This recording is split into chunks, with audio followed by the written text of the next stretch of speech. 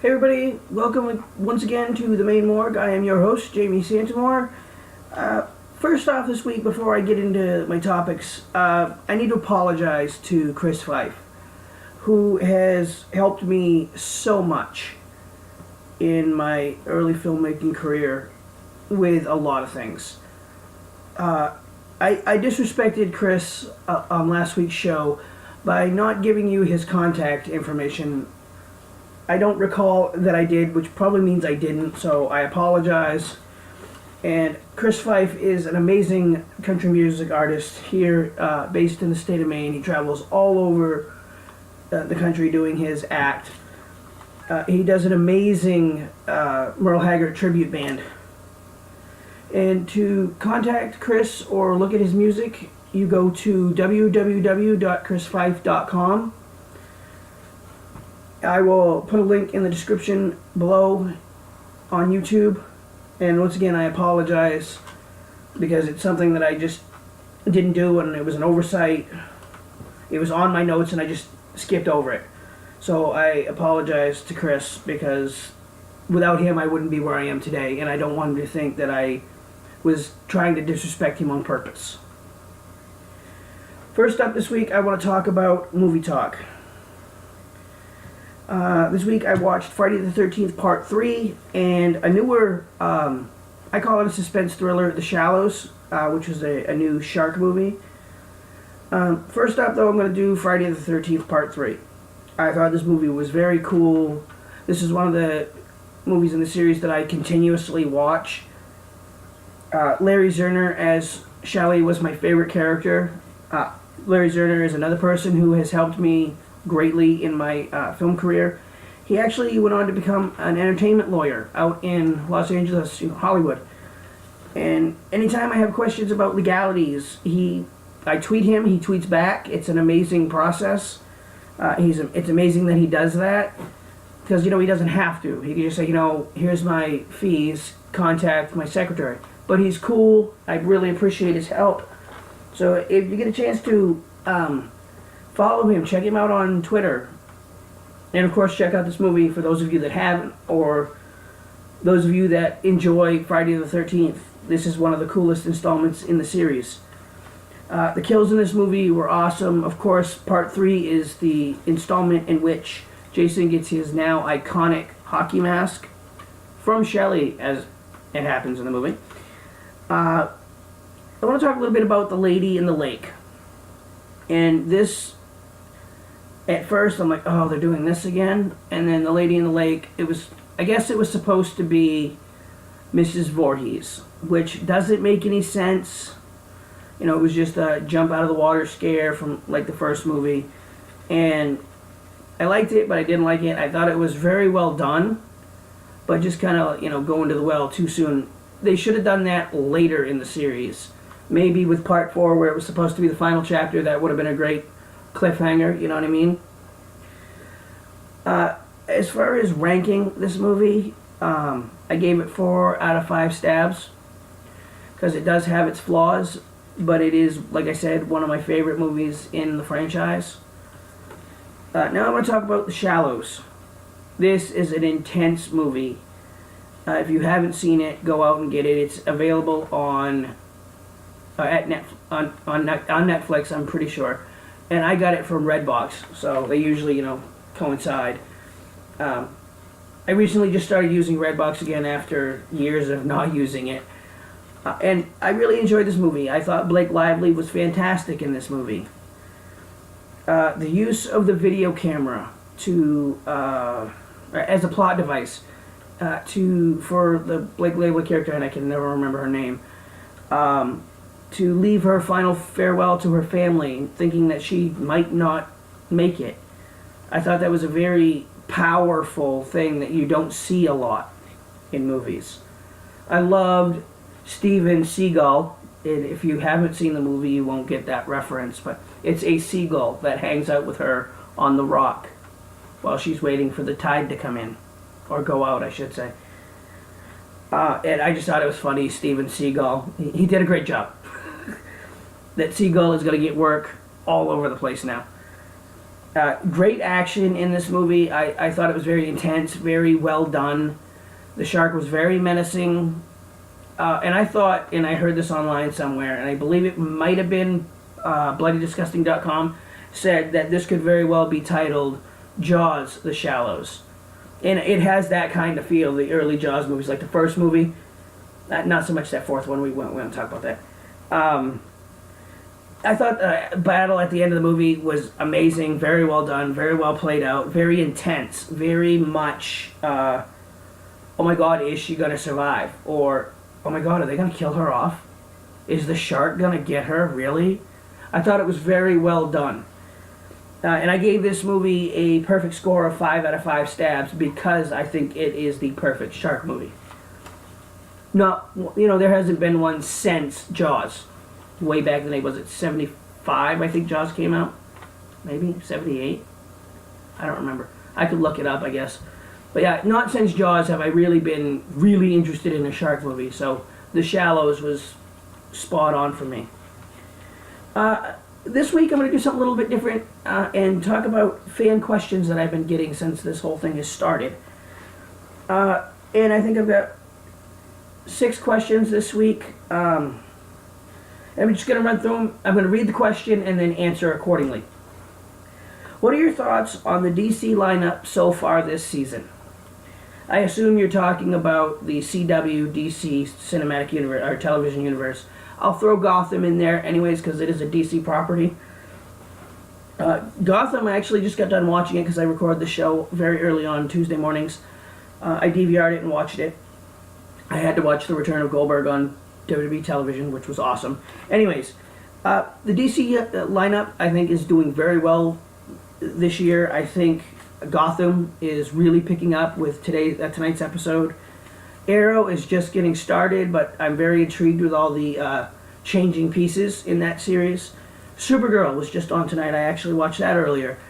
That is really picking up, and I'm really happy that they've brought Superman in, and the actor that plays Superman, again, I can never remember his name. He was Martin on Seventh Heaven, anyways. And I think he was in Teen Wolf, was it, on MTV?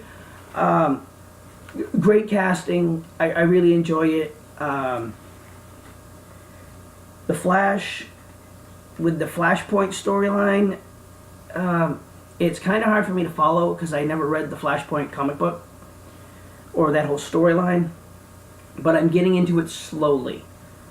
And Legends of Tomorrow just debuted last Thursday, so that's going to pick up. I thought it was a great show. I thought that, oh my god, did they just split up the team at the end of it there? I'm like, what the hell are they doing? And then they quickly went through time and picked them all up, which I thought was great.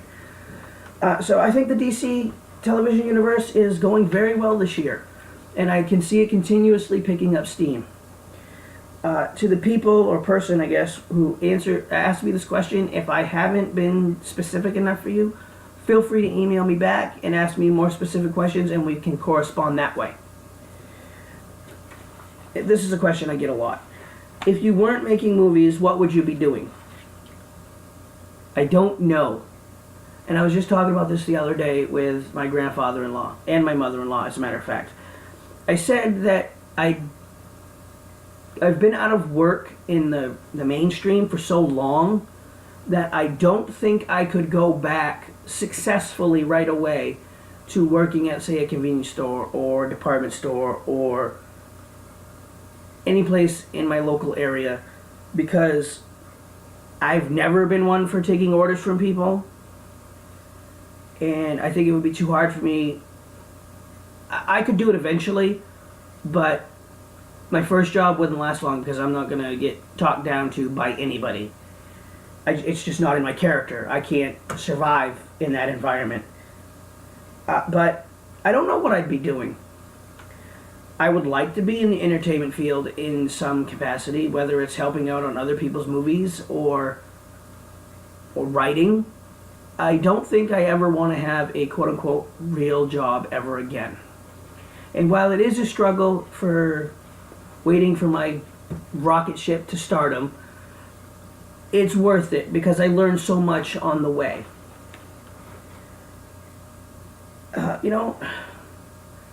This question gets me every time. Every time I hear it, every time I read it, every time somebody asks me, because I really don't know what I'd be doing. I would probably working in retail or at a body shop or something in my local town, in Bridgeton, my local town where I live. I would have a job doing something I probably won't enjoy. So I hope that answers your question. Do you watch a lot of Oscar-nominated / winning films? I used to before I started writing movies and starring in movies and directing movies. And I still do occasionally. Like, I just saw The Revenant a couple weeks ago when it premiered on HBO. I thought that movie was brilliant. Leonardo DiCaprio absolutely deserved the Oscar for that movie. I was a little disappointed, was it last year, that Bradley Cooper didn't win for American Sniper. I thought that movie was brilliant. I'm surprised he didn't win for...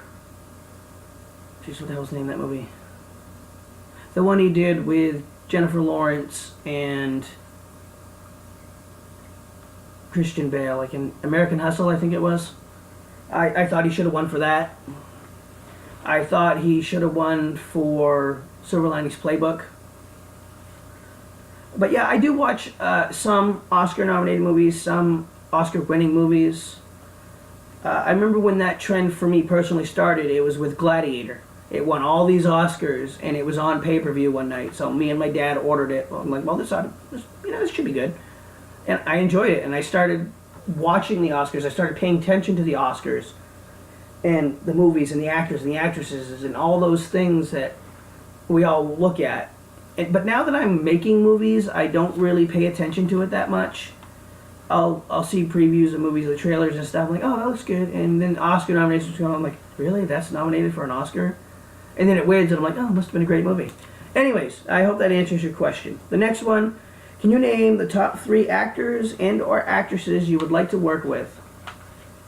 I would love to work with Danielle Harris, who is a scream queen. I would love to work with Scout Compton, who is branching out away from horror, but is, in my opinion, a scream queen. She was in Rob Zombie's Halloween, which I actually just watched with my wife earlier. I watched it with her on Monday evening.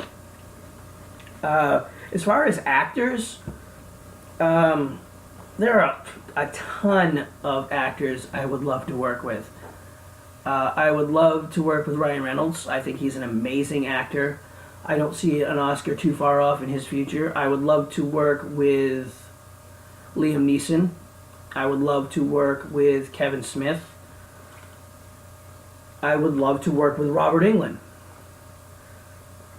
So top 3 actors for me, I would have to say,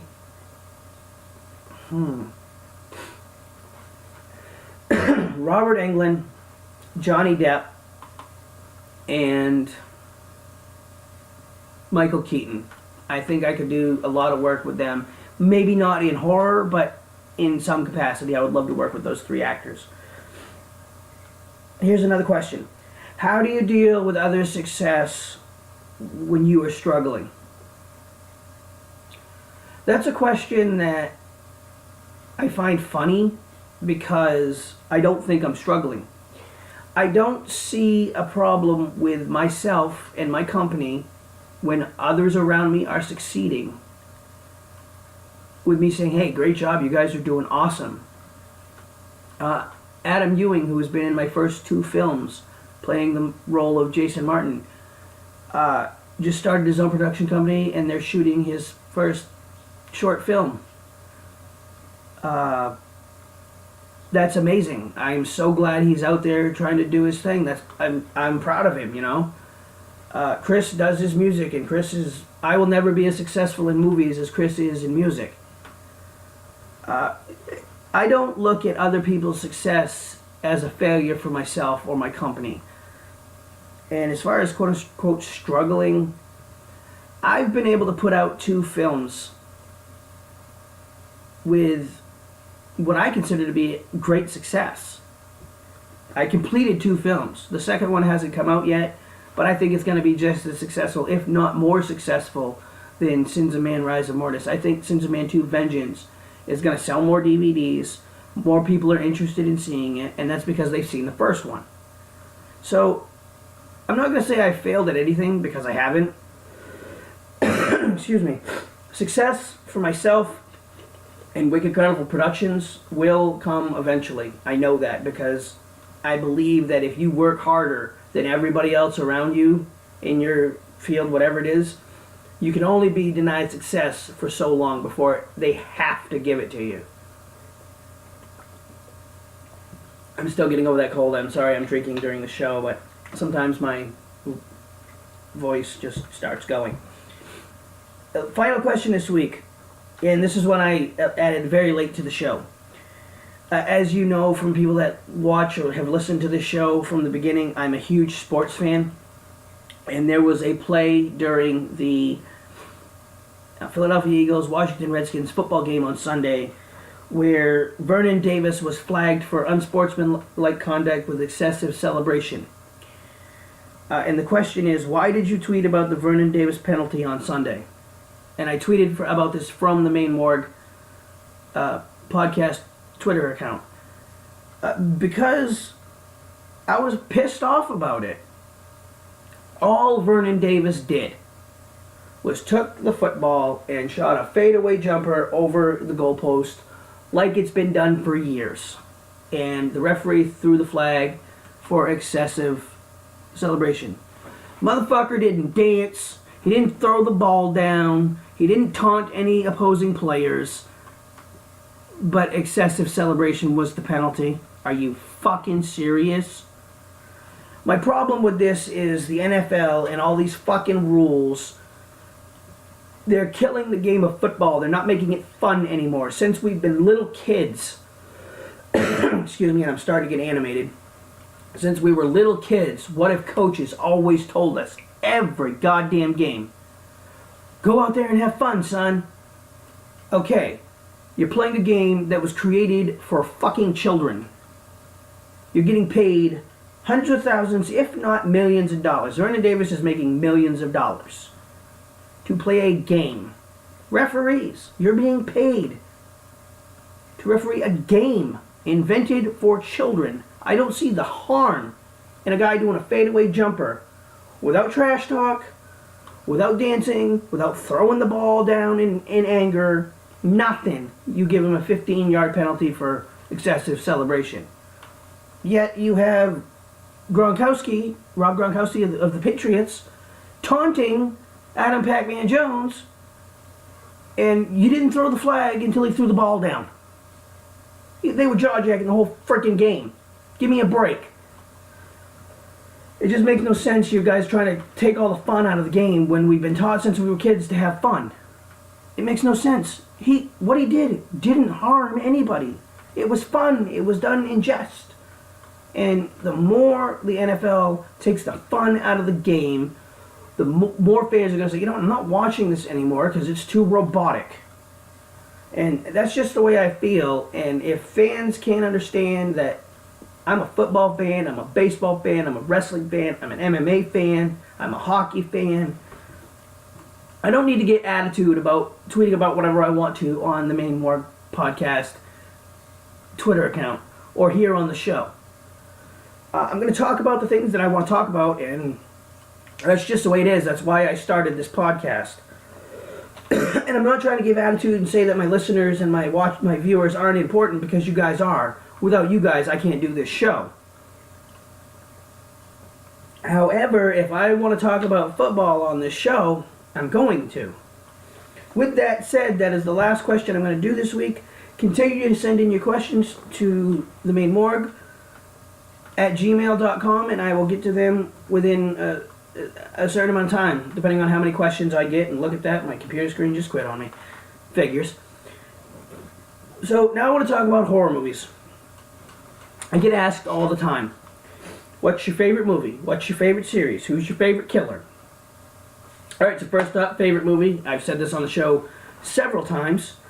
My favorite movie of all time, horror or otherwise, is John Carpenter's Halloween. My favorite series is Friday the 13th. And my favorite killer is Jason Voorhees, and I will tell you guys why I love Jason. I love Jason because I have a tickle in my throat. I'm just kidding. I love Jason because he's a very sympathetic character. He has an interesting backstory, and he's very resourceful with what he does and the skill level he has.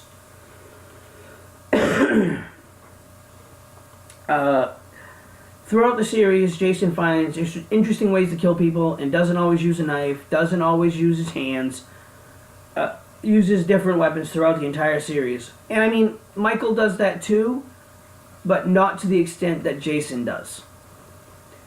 As for why Halloween is my favorite movie and not my favorite franchise, John Carpenter's Halloween to me is the perfect slasher movie. It is the godfather of the modern slasher. And you can dispute that all you want. I don't really care. John Carpenter's Halloween is a staple. And it gets a new release every 5 years on DVD or Blu-ray with new stuff and all that stuff. It gets an anniversary release every 5 years. So he must have done something right. And excuse me for coughing. I've been dealing with all kinds of crap. But Halloween, for me, is the movie that I reference most often when talking about horror movies. It's what got me into horror. It was the first horror movie I ever saw. I saw that in Friday the 13th back-to-back in I was 10, so 1988, I believe it was. My father rented them from Slab Street Video, which is in Leamington. Or used to be in Leamington, it's not there anymore. I think now it's a post office. Anyways, off track again. Those are the answers to that question. And now I want to talk about Friday the 13th specifically. In my opinion, now keep in mind this is just my opinion, Friday the 13th is the most complete series. Unlike other slasher genre films, it is able to outdo its previous film in the series. Not to say that Halloween couldn't, but with the snafu of Part 3, 4 was good, 5 was good, 6 was good. They started losing me at 6. Excuse me. H2O was an amazing film, and Resurrection was just like, eh. And I absolutely loved the Halloween remakes, which I'm going to do a review of those probably on next week's show. But for me, Friday the 13th is the most complete series from film to film to film. And even if you look at the bad ones like Part 5 and Jason Goes to Hell, there's still somewhat relevance in those films. They don't go, they go off the rails, but they don't go way off the rails. You know what I mean? That's kind of hard to explain. Jason became a pop icon. I knew who Jason Voorhees was before I had ever seen a horror movie. I remember kids dressing up as Jason for Halloween, and I had no clue who Jason was. And then all of a sudden I was like, okay, Jason is a horror movie guy. He's in horror movies, he kills people for a living, that's what he does. And then when I started seeing the movies, I was like, oh, Jason's cool. And you started seeing him on the Arsenio Hall show when they started doing promotional work for Part 8. You started seeing him on lunchboxes and action figures and just, cross-promotional on different mediums. It was amazing. And Freddy's done that, Michael's done that, but Jason was the first. So that is why Jason is my favorite and Friday the 13th is my favorite. Now, to close out this topic, people will say, oh, but the timeline is so fucked up. If you're so goddamn concerned with the timeline of a movie franchise that spans 30-something fucking years, you have way too much fucking time on your hands. And this is coming from a guy that has way too much fucking time on his hands. I don't care if Jason only kills on Friday the 13th, or the Part 2, Part 3, and Part 4 are within the same weekend. I don't give a shit. All I care about is those are amazing fucking films. Great kills, awesome blood, great stories. I want to be entertained for 90 minutes or 95 minutes or 89 minutes, whatever the runtime is. I want to be entertained when I watch Jason ply his trade. Okay, that's what I care about. I don't care about the continuity of a timeline. I care about the continuity of the movies from movie to movie to movie, but I don't care about a fucking timeline. I don't care if Friday the 13th Part 2 starts on a Friday and the next day is, Saturday the 14th, and that's when Part 4 takes place. And then Part 3 starts on Saturday, and then Part 4 starts on Monday. I don't fucking care. All I care about is they're awesome movies. I'm not that obsessed with it to where I have to look at the timeline and go, oh, that's not right. That doesn't make sense. Jason only kills on Friday the 13th. No, bullshit. It's like saying Michael Myers only kills on Halloween. Oh, please. Motherfucker goes into his house on Tuesday, November 19th. That motherfucker's dead, okay? Let's be honest. It's not like Michael Myers sleeps 364 days a year, okay? Come on. Alright then. Finally, this week, to wrap up, I was asked why I don't edit flubs out of my podcast. I get asked this a lot. And I try really hard not to flub up, but when I do, I just keep going. Unless it's like a major clusterfuck. And it's basically because I don't know how to edit. And I keep telling myself I'm going to grab my phone or a little camera, because I have several little cameras that I would not ever use to make a feature-length film, but, to kick around town and record shit, and then come home and learn how to edit it, because I do have a little bit of editing software. I always say I'm going to do that, and then I never do, because I'm always writing something, or I'm never in the house, or I'm never in the office, or when I leave the house, I don't grab the camera in the morning. And I think leaving the flubs into shows like this is important. It makes them more real. It makes them more down to earth. I mean, if you want a completely polished podcast, I'm probably not the one to watch. Excuse me. And again, I try very hard not to flub. I try really hard not to cough, but I get agitated and I have a tickle in my throat. And which is why I have a water bottle. And again, flubbing is just something that happens. Now, if I was making a movie and somebody flubbed, I would call a cut. Or I'd call a freeze cut, where everybody would stay where they are and we would just pick up the dialogue. So that is why I don't edit out my flubs. Mainly because I don't know how to. I'm hoping somebody will show me someday, because I would like to be able to do more things other than yell action on a movie set and flub my own lines, which I'm very good at.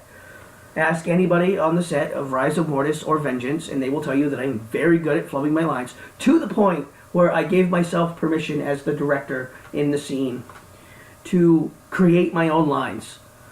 Somebody says something to me, I say something reactionary, because I cannot remember my lines because I'm doing 90 million things behind the scenes. So, there you have it, ladies and gentlemen. This is going to be a pretty short show. Let me go over my notes here and see if there's anything else I want to talk about. No, I think I'm just going to end the show there. I want to thank everybody for continuing to watch the show. It means a lot to me. I love doing this show. I don't do this show to cause controversy or to get people upset with me. I don't do this show... I mean, like the NFL thing, I don't say those things to make fans not want to watch this show.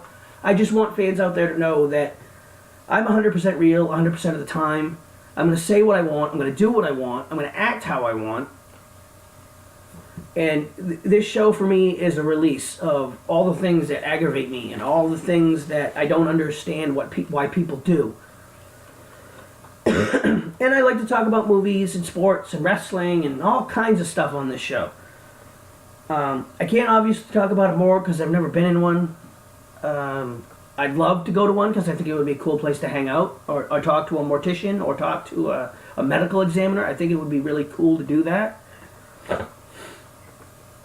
So thank you guys so much for watching the show. Please like this video if you've enjoyed it. Share it with your friends on social media. And please subscribe to my channel. I love getting new subscribers. And if you subscribe, that way you're already lined up for next week's show. It'll tell you, oh, Maine Morgue just uploaded a show. And there you go. I will see you guys next week with a new set of topics. Again, I will probably be doing... I'll probably be getting away from Friday the 13th, at least temporarily, and doing Rob Zombie's Halloween, and possibly Rob Zombie's Halloween 2. I actually wrote a bunch of notes while I was watching it earlier with my wife. So that'll definitely be in the movie talk segment next week. Stay humble, stay hungry, everybody, and I will see you guys next week.